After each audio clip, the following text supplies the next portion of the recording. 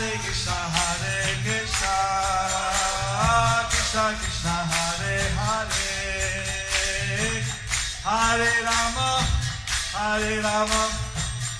Rama Hare Hare. Be sure to subscribe to our channel. We publish new videos every day. Don't forget, grab your smartphone and download the Lava Matra app and stay in touch. Guru Maharaj's message is your advantage. The following is a talk given by His Holiness Jayapataka Swami Maharaj on August 1st, 2020 in Mayapur, India. The talk was given at the Srila Prabhupada Memories talk show. Hare Krishna. Happy to be here to remember Prabhupada. Yes, we're going to be today just talking about Srila Prabhupada. And actually I wanted to start, His Holiness, asking the question, how is Mayapur Dham right now? How are the devotees? How is everything going on with regards to this COVID situation? Is everything okay? Recently, the government has allowed limited access to places of worship. So, we allow a certain number of visitors from 10 a.m. to 7 p.m. They have to observe social distancing. Some days it's complete lockdown. Naturally, financially, our situation is a bit hampered because we have so many calls, so many people to maintain. Well, we're mainly maintaining through various enterprises serving the different pilgrims. But now, during the COVID crisis, there's not many pilgrims. And therefore, we actually spend more than what the pilgrims get. Otherwise, I feel for 100, 150 a day. It used to be millions a week. But we're getting help for prasad distribution and devotee care and different devotees in Bangladesh and Australasia and Europe, the UK. And somehow we're pulling on. That's really amazing to hear. And you yourself have been part of the Mayapur Dham project since 1970, when Srila Prabhupada instructed you to, the words I would quote, "I have given you the kingdom of God, now develop it." So, how did you feel when you heard these words, His Holiness, on this? How did you feel when these words came to you? For the first 2 years in India, I was in Calcutta. Then we gradually got the land in Mayapur. Prabhupada transferred me there 1971 or 72, I forget. So, when he said these words, it was something very amazing. Because,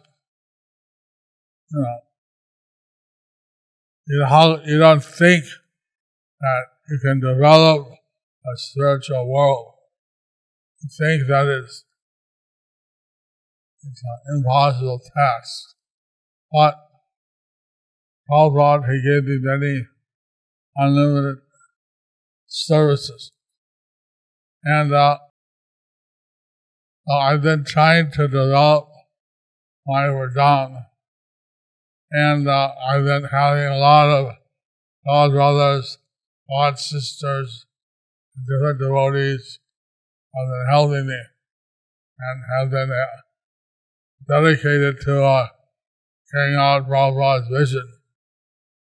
I'm sure that during these upcoming Prabhupada Memoirs, we're going to be discussing with some of the other God brothers and God sisters who are part of Mayapur in the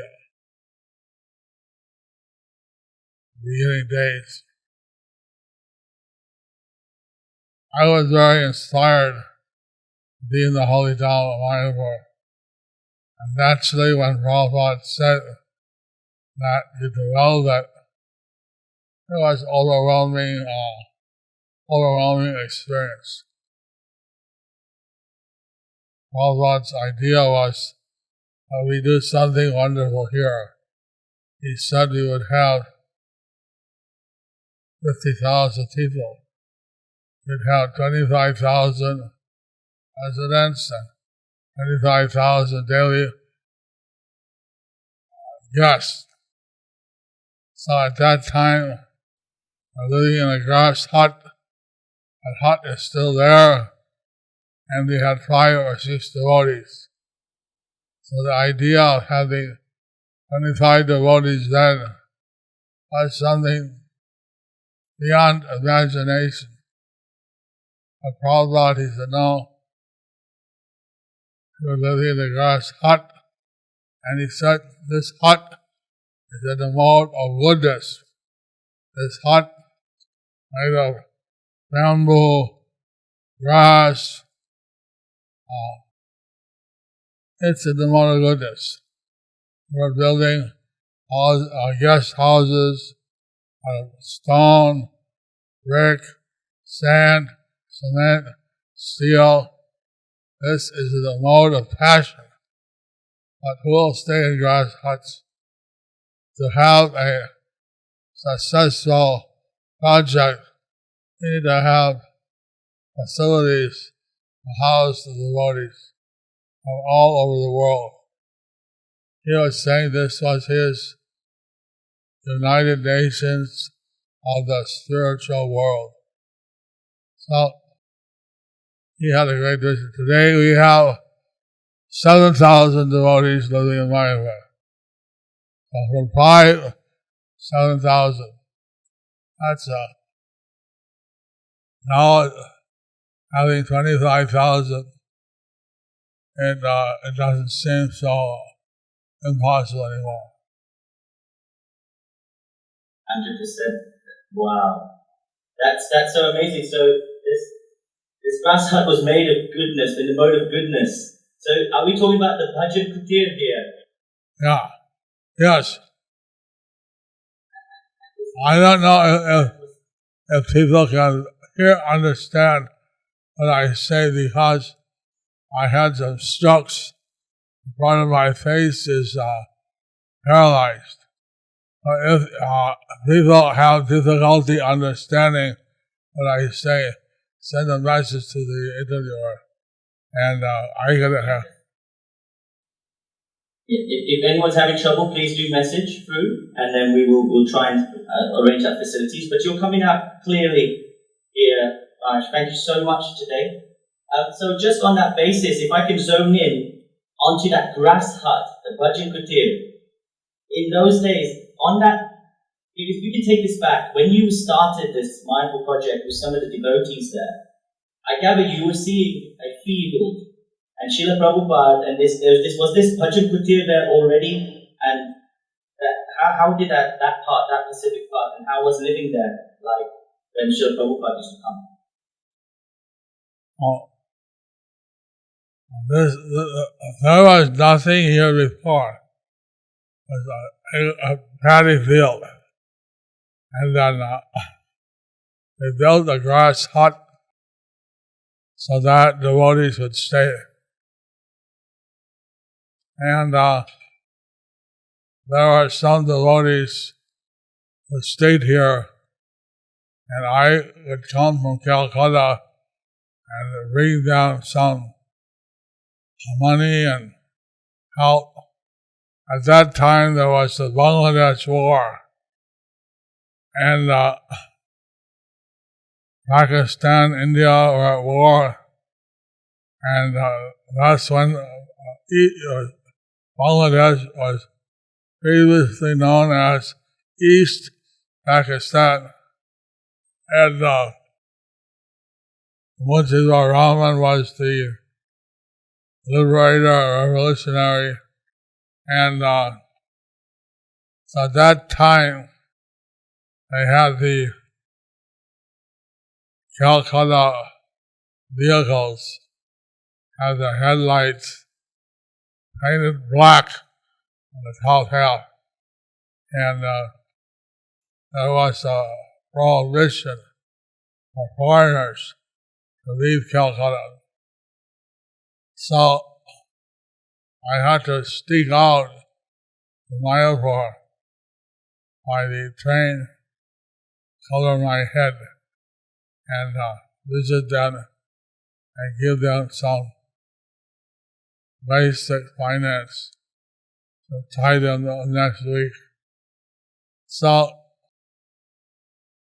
at first in Mayapur, when I moved out to Mayapur, the grass hut was there. And that was all that was there. There's open fields. In fact, across the road one day, I saw a tiger, and he was poisoned by the farmers. He ate a dog or something, and the dog was poisoned. So somehow, this place was wild, and we were living there in the middle of this field, the grass hut. So Prabhupada asked me to develop it. So I was thinking how we could be self-sufficient, because they're only sending us from Calcutta about 35 rupees a month. Weekly. That was, insufficient. I asked Prabhupada permission whether I could grow some vegetables and things. And Tamal Krishna Maharaj, now he's a city boy, what they know about growing. I can give me a chance, Prabhupada. And he's all right. So I found out that my small piece of land, like an acre, is 60 katas in India, 3 bighas, and 1 kata is a 60th of the acre. I grow radish, Asian radish, long ones. And a radish, you could use the greens as a type of spinach. Radish you could take as a salad or cook it. And 1 kata, 1/60th of the acre of radish. I had so many tons of radish that the 5-6 devotees, after a while they said, Maharaj, please, no more radish. Radish galore. That's amazing. so Maharaj, if I can ask the question on, so you're doing all this agriculture, you're helping out, you're growing loads of radish, and trying to keep some way of getting some income coming in to keep going. What was Srila Prabhupada's main mission of why he wanted to have this, should we say, ISKCON headquarters in Mayapur? What was his motive behind it? If you could share some of that. And how he asked you to integrate with the locals. That would be also nice to hear. Since our movement comes from Chaitanya Mahaprabhu, it's natural that we should have such a temple in Mayapur. And since we are devotees of Lord Krishna, Prabhupada wanted a temple in Vrindavan, which is the land of Krishna. So, Mayapur, he was telling us All the previous acharyas had done something to develop Mayapur, put it on the map. So he wanted to make his contribution. He was saying how, like, Siddha Jagannath Das Babaji, he found the birthplace of Lord Chaitanya, identified it with Bhaktivinoda Thakur. All Bhaktivinoda Thakur had begged from door to door, made the first temple and the birthplace. All Bhakti Siddhanta Saraswati Thakur had built the birthplace temple and established his Chaitanya Gaudiya Mutt in the Mayapur Dham. So he wanted to do something, Prabhupada wanted to do something also. He was on the disappearance day of Srila Bhakti Siddhanta Saraswati Thakur. He was saying all this. And he said, I'm committed to doing something to develop the Holy Dham. And he was saying that how he's so grateful that the devotees are helping him. He started choking up and crying. And you could really see it was a very emotional moment. And he was very much appreciative of all the devotees for helping develop Mayapur Dham. So he wanted a temple of Vedic planetarium, something that would be not only a temple, but would project the scientific aspects of the Puranas and Vedic literatures. But I'll let you. Too much. Just on that, it's so amazing to hear how the Mayapur project has grown over time. I had a question, and please, I just want everybody to know. Just check if His Holiness Jayapataka Swami Maharaj can hear me. If it's just checking, everything's okay. Test.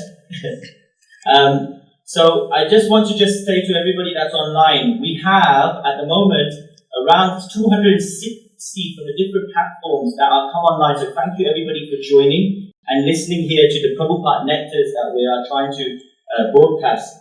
And if you have any questions, please do message them. We will able to get them. I'm able to see them here, and then I'll try and pick out some of those that we can ask His Holiness in front of me right now. So as we go on, if I may, because that radish story was very interesting, the amount of radishes that you made. And I've had one person asking a question, which I'll bring up on the screen. His name's Sachinanda Karunadas from, I believe, the UK. And he says, what did Prabhupada say about being self-sustaining, growing our own foods in regards to Mayapur or otherwise? He encouraged that. He said if we grow our own food, that food would be karma-free. And he was encouraging that we should grow our own food. At the same time, his idea was that we would create a city in Mayapur. It was in, I think, Haridaspur. He said that Haridaspur will take an existing village and make it Krishna conscious. In Mayapur, we're building a city, and in Metzal and near Hyderabad in Andhra Pradesh, at that time, they had given us 650 acres. He said, there we will make our own village, Krishna conscious. Prabhupada had a broad vision about what he wanted to do at different places. So, although he did say Mayapur would be self-reliant or whatever, At the same time, he said, building a spiritual city. So we thought that somewhere we should have a dedicated area like 600 or so acres, which would grow food for the city. Now, we're seeing that with this pandemic going on, to be self-sufficient is the ideal situation.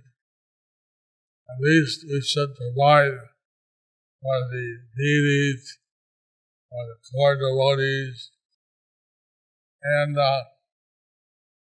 so that's something that Prabhupada envisioned, that every temple around the world should have a farm. That the farm would grow food grains, vegetables, and provide the milk products. So, in Mayapur we have ahimsa cows, try to protect the cows, and I think that was a reason Prabhupada had in every part of the world. So, now the price of land has gone up. When I bought land here, I paid like 500 to 1,200 rupees a biga, third of an acre, which is a 2.42 acres is 1 hectare, I think. So at that time land was very cheap. Now that we have so many devotees living here, the land price has soared. And now 1 acre costs, like 1 kata, 60 the acre, costs about 10 to 14 lakhs. I used to buy 30 katas for 500 rupees, 1,200 rupees. Now it's 70 lakhs per kata. So now that you've got all this land, and I just want to bring it on to the food for life aspect as well, because if I'm correct, Srila Prabhupada, even when he visited, and I'll ask you some questions on his specific visits, which used to come for a few months in the Kartik months to Mayapur Dham every year, or as often as he could. There was a comment made, and I think directly to you, that nobody should go hungry in a 10-mile radius. And can I ask how that came about? Of course, we had all the lands now, and you're creating all this sustainable food for Boga to offer. But how did this instruction come about, and how did Mayapur Dham take that on under your guidance? He would generally come before Kartik or after Kartik. Sometimes a part of Kartik he would spend in Mayapur, but usually he'd spend most of Kartik in Vrindavan. So 1 year he was still in Mayapur. I think it was the Anakut, called the Mountain of Rice, where he would observe the Golden Puja by creating a mountain of rice and circumambulating that. So it was a big feast for all the people, and they ate this mountain of rice. So some of the, behind the temple, the leaf plates were thrown. On those leaf plates, some people had left little portions of rice. They didn't eat everything clean. So Prabhupada was in his room, and he heard dogs barking and kids shouting. So he went and looked over the veranda and saw that some of the village children with sticks, cutting off the dogs. On one hand, on the other hand, they're eating the remnants thrown by the people on these leaf plates. And Prabhupada started crying. He said, how hungry I must be to eat, to fight off dogs and eat what people have thrown away, half-eaten remnants. He said no one should go hungry within a 10-mile radius. Because he said Krishna is everyone's father. And the presence of the father, the children never go hungry. So please see that no one goes hungry around your temple. And this would apply to any temple of Krishna. Or even in this COVID crisis, we're sending out 7 different small hashikatis, pickup trucks. And it sent out 5,000-6,000 plates of prasad every day till the government the situation became like grave. The number of cases increased. So they had strict lockdowns. Some days, I think, they had that in Bengal, something like every other day of lockdown. And they stopped giving us permission to go out.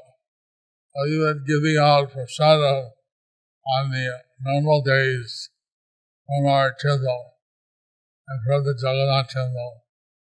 And this was the idea that Prabhupada had. No one should go hungry within a 10-mile radius. And regarding Mayapur Dham at that time, when this instruction was said, and of course there was financial difficulties as well going on. And I know for a fact that yourself, you were also, to bring in income, you were also doing a lot of the farming and helping out, and also conversing with the local devotees. So and people from the different months there. So I just want to just bring regarding helping to feed the individuals in the localities. You also learned at the same time Bengali and to pull that up as well. Is that correct? That was a time when it was like, okay, I got to learn how to speak, how to converse. Since I was in Calcutta, from that time I started to learn Bengali. I learned the Devanagari script in Canada because Arduna Das was staying in our temple in Montreal, and he taught me the Devanagari. The Bengali script is similar to the Devanagari, a little more round, but it's the same alphabet. So I learned how to read Bengali when I was in Calcutta. The thing that I like that I learned how to stick to basic things. But in Mayapur, nobody doing this. Nobody. And I had to learn this. Sink or swim. So I had to learn. And Prabhupada was appreciative that I was learning Bengali. I would give these classes in Bengali. I would have the open book and try to speak in the local language. It took me a couple of years. But by Krishna's mercy, some of the fine points, like there's 2 T's, ta or ta, and I couldn't hear the difference. So you say data means a donor. You say data, that means a type of stem vegetable. So it's right, and so I would say, I'd say the wrong tea. And then they would say, what do you want to eat a donor for? Something. Wow. So much I can learn. And regarding the locals now, because you picked up the language and you're conversing, was that something Srila Prabhupada was very keen on? Because there's a lot of mutts or sects in that area in Navadvip, where we've got different organizations doing Krishna consciousness in their different ways. So how did you able to connect with, what was Srila Prabhupada's instructions on this? He, so Prabhupada instructed us to learn the local language, to mix with the people, to be part of the community. And even some of the Muslim farmers, they wanted to perform for Prabhupada a stick fight, mock stick fight, called the Dakati. And Dakati means the armed robber. So they came in and the Prabhupada was looking at them on the veranda of the Lotus building. They were in the park. And one of them was putting kerosene in his mouth and putting it out, lighting it out, then bring the whole drop of and how, like if you're robbing someone. This had nothing to do with Krishna consciousness. But the fact that they are offering this to Prabhupada, he was watching and he thanked them. So he was trying to appreciate the local offerings. So he was encouraging us to do the same. So I had a Muslim assistant, Chaku Sheikh, and I go around, I buy cows and things. He tells some Hindu cow owner, hey, he wants to buy a cow for the temple, we should give a discount. And they would feel embarrassed that here a Muslim with a beard, he's telling them to give a discount for the cow. So, as Prabhupada encouraged, he said, people who live in our temple and practice Islam, they could do their namaz 5 times a day, but they should attend the Mangal Arti, they should chant Chadha. So Prabhupada had a very broad vision. Once he told me that there were so many grihastas here. At that time, we had many brahmacharis and sannyasi. So then I said, grihastas? He told me, think broad. So he had a whole vision that Mayapur down to be populated by different grihasta devotees. I see a few questions on the right. Yeah, I've had some coming through. And regarding Grihashta, as you just talked about Grihashta's living, I'm going to bring one up by Kritika Parmeshwari Haripriya. And she asked, Guru Maharaj, we read at many places Srila Prabhupada's instruction interprets stating plain living and high thinking. What does it actually mean by plain living for a Grihashta living in cities? How this instruction can be implemented on a level for us regarding food? What's the last part? How can the last part, how this instruction can be implemented on a level of our food also? Our food also. How this could be implemented on the level of our food also. Of course, simple living, high thinking is easier on the farm. Live simple, depend on the land, or your own food, alcohol. That's simple living. And think about Krishna consciousness, study his books. How do you do this in the city? We are in a city specifically to teach. And I have some disciples who are living in the Middle East. But to live there, you have to work there. And you get a work visa. So, because they're also helping to disseminate Krishna consciousness to the fellow expatriates, I encourage them to stay there.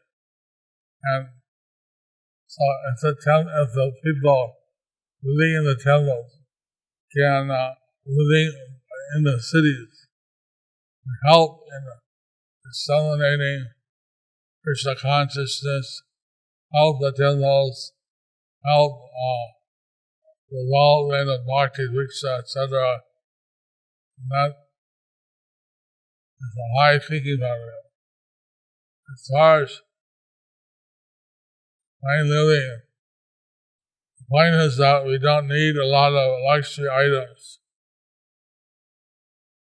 unnecessarily. We can live using these facilities.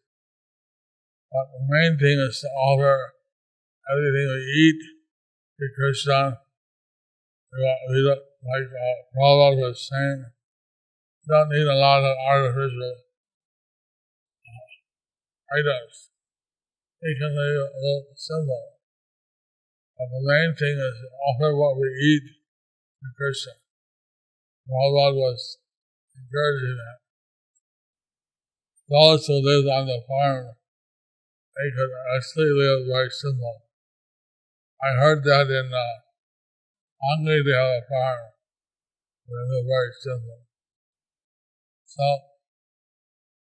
in the cities, obviously, there's the opportunity that presents itself to preach, to take Krishna Prasad. In UK, I was giving initiation. They say no meat, fish, egg, and the person said no meat, no fish and chips. This is the local fast food of it. So everyone laughed. So the point is that we don't eat such things, and we live simple. But you can offer Krishna. He doesn't fast, so you can offer him of the prasad. So just on that as well, in city living, people will say the higher thinking is hard. And I want to just bring you back to the 70s on this point, especially about city living. So in the 70s, during Srila Prabhupada's time, how did the Kolkata city dwellers visit Mayapur? Like what was the experiences like at that time when people used to come? Was it quite easy to get over, etc.? Especially Prabhupada. Well, at first, there were only a few months in Mayapur. And we were involving the city teaching in Calcutta.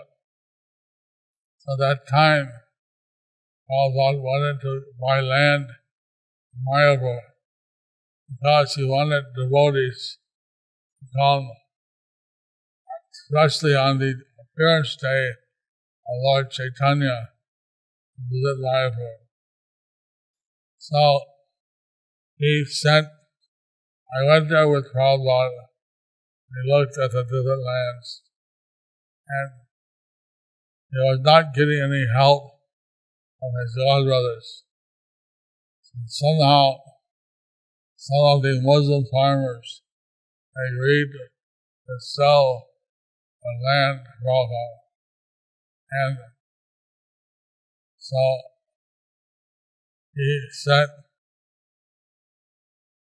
Swami Krishna Maharaj and local people, Mayapur, buy the land.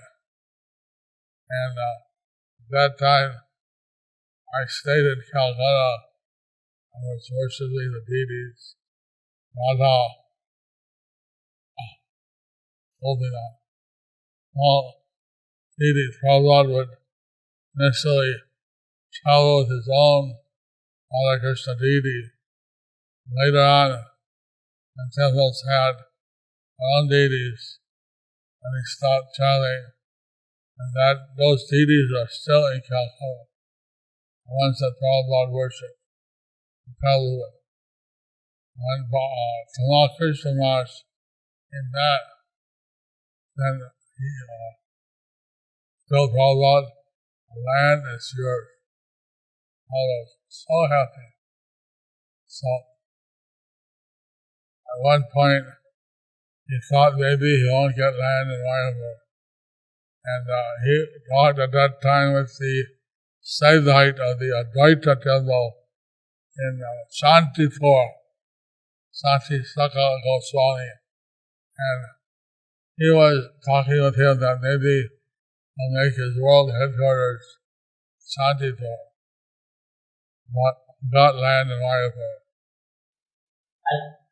And regarding now Mayapur, if we come back to just Mayapur itself, there's a past time, and a lot of people are asking this question, so I thought I'd bring it up at this point. There was that Cobra incident when Srila Prabhupada came to stay at Mayapur. Could you let us know what happened and how, when he was staying? Because and what was the situation that the Cobra came at that time? That was in the Bhajan Now there's two situations. One with a cobra and one with a viper. At that time, the situation involving Srila Prabhupada with a viper. The viper is highly poisonous also. And at that time, the lotus building was incomplete. And Prabhupada was staying on the second floor. He used the British system. Ground, first, second. He used the English, the American, the Bengali system, third floor. Anyway, so he was in the bathroom and suddenly he called, Jayapataka, Jayapataka, and running. There, in the toilet, holding the door shut, fully shut. The door, the viper was in the door, trying to bite Prabhupada. So then he said, help. At that time, I didn't know what to do. They opened the door. Viper might bite Prabhupada. Then I asked Prabhupada to take his hand off from the door, and I closed the door, crushing the viper. And I opened the door right fast, pulled off to Prabhupada. So then Prabhupada said, where's the mate of the viper? Because the village theory is that a cobra or a snake, he always travels with his mate. And if a mate sees the eyes of the snake, you can see the vision, image of the last person that the snake saw. Then he or she, the mate, try to kill that person. So that's why we had to find a mate, also burn the snake. The cobra was in the brick pile. At that time, we were building the lotus building. The Prabhupada was staying in later, and the workers stopped working because the black king cobra had come out from the brick fire. So then I went down with a shotgun, but I couldn't see the cobra. It was high grass. And I said, "Where's the cobra?" And Brahmananda was on the roof and pointing down. There! It looked like he was pointing at me, huh? I said, "Where?" There! I said, "Tell me 10 o'clock, 5 o'clock, something." So you're 20 feet from you and 10 o'clock. Then I saw the snake, and a big snake, like 6-7 feet long. And so then I shot the snake, but with a double barrel shotgun, the first shot didn't actually snake raised up, his foot spread, and it looked like he was going to hit me. Then I shot with the other barrel of the shotgun and hit the snake. And then, so then the workers burnt the snake, and they began to work again. Otherwise, the work had stopped. And Prabhupada was pushing us. He wanted, I sent a picture of bricks and stone chips and things. He said, "I don't want to see the bricks, stone chips. I want to see the finished buildings." It's really nice. And I just want to also keep on because now time is running short. We've only got less than 10 minutes. Really sad that it's gone so good. Thank you so much, Maharaj, for these lovely pastimes. There's one really nice other pastime that question that came through from Marichi Das. He says, "Dear Guru Maharaj, in 1976, Srila Prabhupada inaugurated the Nitai Padakamala boat in the Ganga. Can you please tell us how was the inauguration and what was Srila Prabhupada's vision for the Nitai Padakamala boat?" Humble servant Marichi Das. At that time, we had wooden Nitai Gaur deities, which are still in a Bhajan Kutir. We take them out every year on the Prikram, International Prikram Party. And those deities are on the boat, Nitai Padakamala boat. And Prabhupada went on the boat and offered an arti for the deities. These deities are very special. They are installed, worshipped by Srila Prabhupada. He said we should get a wooden Nitai Gaur because Nitai Gaur knew how to swim. A wooden deity knows swimming because the deity will float. A brass deity would sink. He said, we went from village to village, and we went to Sudhe Prashadam. Actually, it parked on the Ganges by the side of some village, then invite the village leaders on board, give them darshan, give them prasadam. We had a moving temple. Nitai Padakamala is now being taken care of by the Bhaktivedanta Academy School. But that should be taken again out. And regarding now bringing up a bit of time, I wanted to just bring on a point. We just talked about 1976, and last point I want to make is on about 5th of November 1977, where yourself, you went to Vrindavan to meet Srila Prabhupada. And Prabhupada told you, I am making Bhaktivedanta Swami Charity Trust. And then from that point, you were also helping with that service. So could you elaborate for us when that instruction was given, and also Srila Prabhupada's thoughts of the vision forward for BBT? Some days before his departure, he established the Bhaktivedanta Swami Charity Trust, and he made me the lifetime chairman. So it has some main purposes.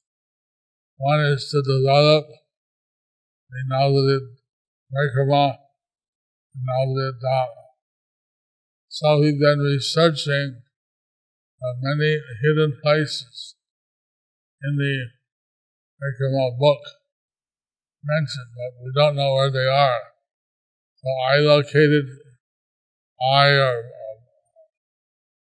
Gauranga Prem Maharaj, different people have located some of these places, like the place where the 5 Pandavas, Draupadi came, Navadip Dham, the place of the Lord Shiva was seen by Varka Goswami, where the Pustar Tirtha is. You know some of the places, like where the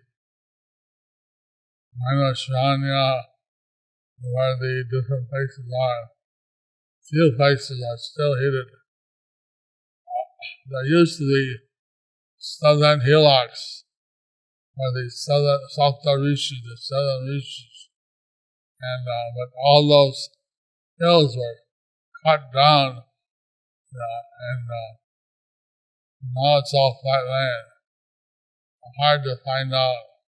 We know that such a place is there in Montedit. Well, there are 9 islands, and one of the aspects of the Bhaktivedanta Swami Charity Trust is to develop all the Dhamma. One is to develop Paramanda Bhumi, and one is to unite the disciples of the Saraswat in civic succession.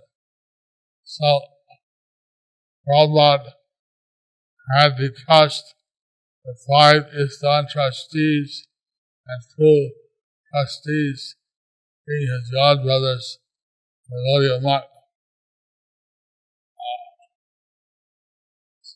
That was in 1977.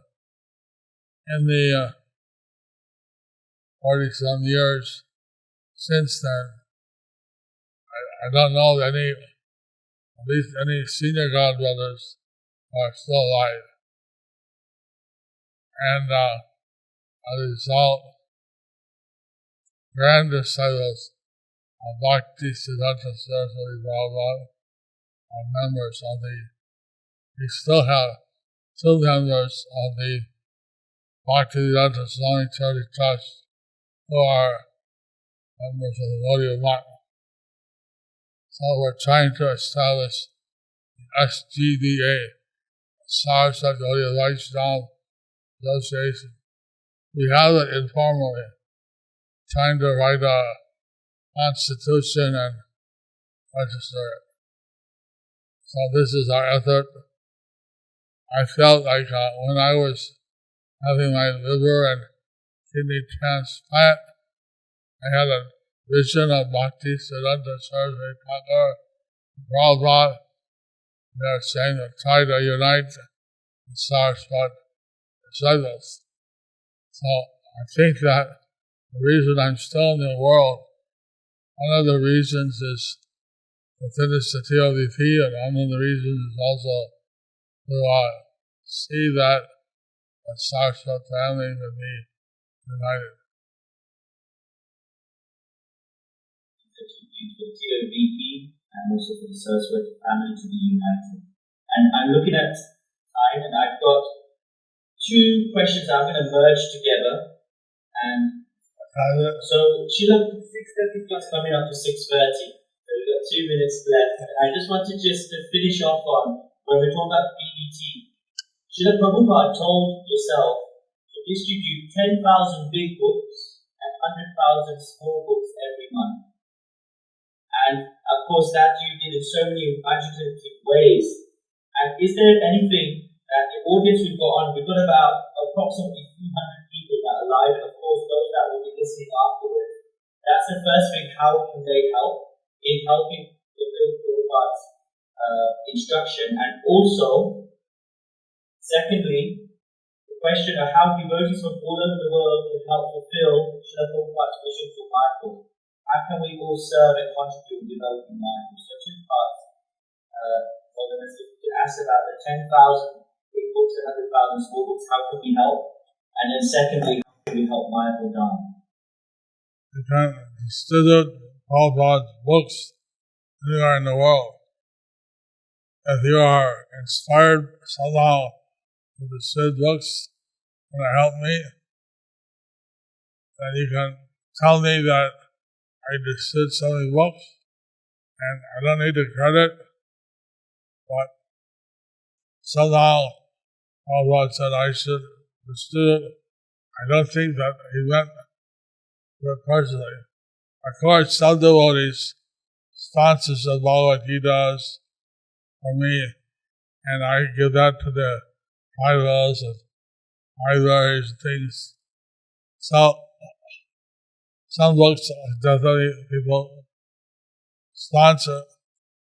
Otherwise, you can distribute books anywhere in the world. And if you are doing so to help me pay my debt, I will appreciate it. Credit can go to the local temple. It's all right. Many devotees tell me that they study books, so I appreciate very much.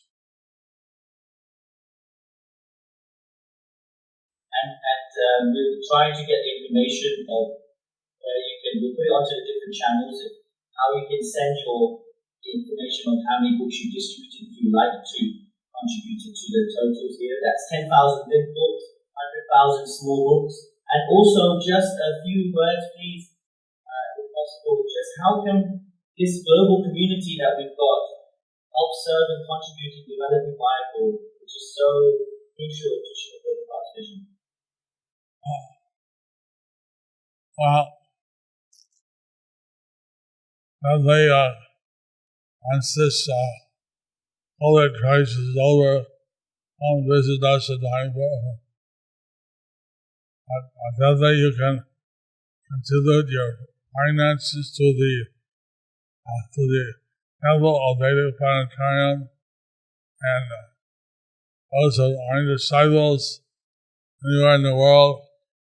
Amber Prabhu said 50% of their donation will go to the West Wing. I'm responsible for the Vedic Planetarium and the exhibition. And in the UK, our country Prabhu is part of our executive team. In America, we have different devotees, Amber Prabhu and others. Hari Sri Prabhu, Buddha Karma, many people. So they can help by directly sending a donation to the TLDT. If you're my disciple, please inform us, because outside of my zone, they don't know, they don't ask who's disciple. We're not getting our 50%. But if you want to help, send a donation directly to the TLDT West Wing. Do that. Also, in this COVID crisis, I'm very grateful for all the help we're getting for the child distribution, for the temple, crises, for the woody care, for the call care. Thank you very much. Thank you to everybody for helping, and thank you very much. And I just want to say thank you so much to His Holiness Jayapataka Swami Maharaj for coming on today and initiating this Prabhupada Memoirs series. And this is happening every week with the blessings of His Holiness Jayapataka Swami Maharaj and everybody else. And this 1 hour with His Holiness Jayapataka Swami Maharaj, we can cover everything. We just look at initiation. So hopefully I'm praying that Maharaj will come again on another session later on. And next week, please look out for the posters because we'll be reviewing who will be speaking to next week. So on this basis, I just want to say Hare Krishna to everyone. Thank you so much, Holiness Jayapataka Swami Maharaj, for giving you the time out. I know you've got other meetings now. And thank you to everybody, the 300 of you that have joined up online. Please take action and have a listen to this. And please share it with your friends. So on that, I'll say Hare Krishna.